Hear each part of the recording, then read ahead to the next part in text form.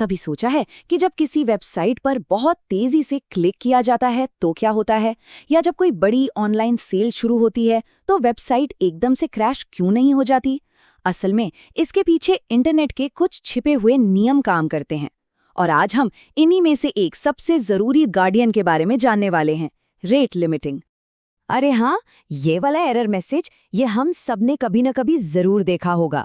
किसी वेबसाइट को बार बार रिफ्रेश करने पर या कोई फॉर्म बहुत जल्दी जल्दी सबमिट करने पर ये अचानक से स्क्रीन पर आ जाता है। पहली नज़र में तो ऐसा ही लगता है कि वेबसाइट में कोई गड़बड़ हो गई है, लेकिन असलियत ये है कि ये कोई बग नहीं बल्कि एक बहुत ही स्मार्ट तरीके से बनाया गया डिफेंस मैकेनिज्म है। जी हाँ, ये एक फीचर है जो पूरे सिस्टम को बचाने के लिए जानबूझकर लगाया गया है। तो चलिए मिलते हैं इस गेटकीपर से। रेट लिमिटिंग को एक डिजिटल ट्रैफिक कंट्रोलर या फिर एक टोल बूथ की तरह समझ लीजिए। इसका सीधा सा काम है इंफॉर्मेशन सुपर हाईवे पर ट्रैफिक को कंट्रोल करना, ताकि कोई जाम न लगे और हर किसी के लिए रास्ता साफ और सुरक्षित रहे। इसका सिद्धांत बहुत सीधा सा है। ये एक सख्त नियम बना देता है, जैसे कि आप 1 मिनट में सिर्फ 100 रिक्वेस्ट भेज सकते हैं, और जैसे ही कोई इस लाइन को पार करने की कोशिश करता है, सिस्टम फौरन दरवाजा बंद कर देता है। बस बात खत्म। अब इसका एक करीबी रिश्तेदार भी है, थ्रॉटलिंग।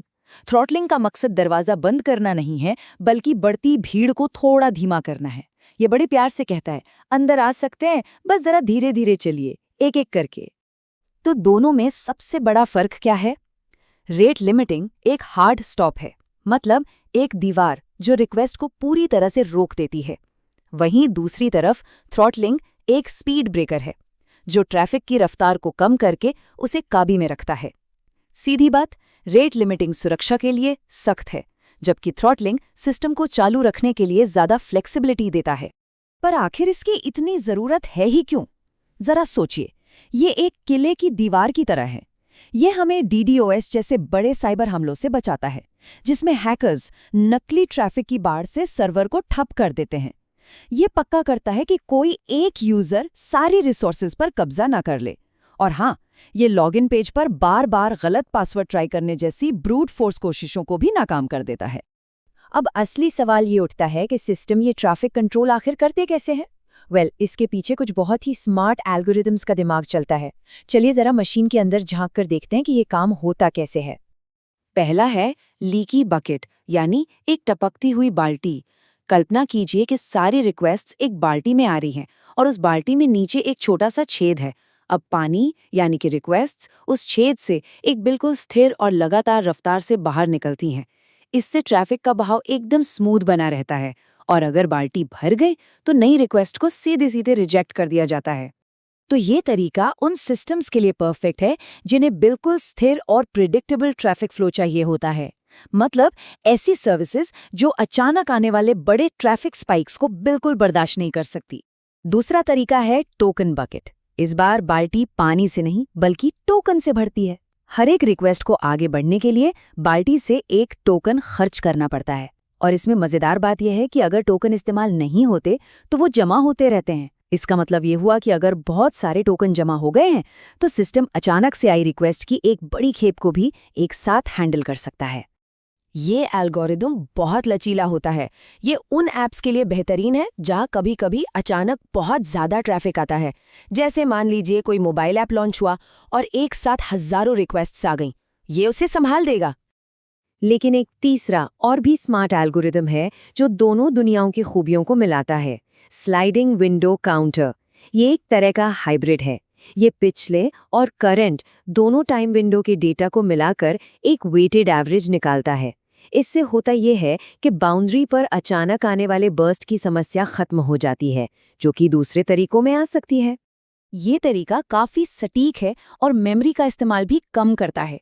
इसीलिए ज्यादातर general purpose API rate limiting के लिए इसे ही सबसे अच्छा और डिफॉल्ट ऑप्शन माना जाता है। ये एक तरह का ऑलराउंडर है।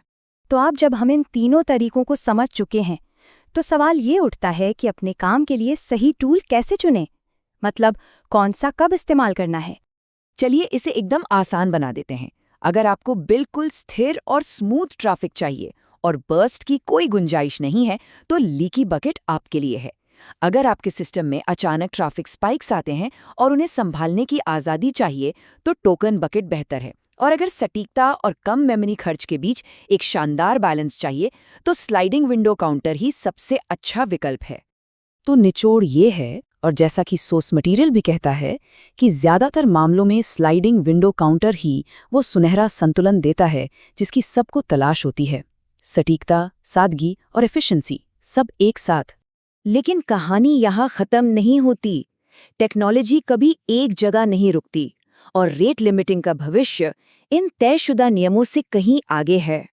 देखिए, दिक्कत यह है कि स्टैटिक यानी तय नियम कभी-कभी सही ट्रैफिक को भी रोक सकते हैं या फिर धीरे-धीरे होने वाले हमलों को पकड़ नहीं पाते।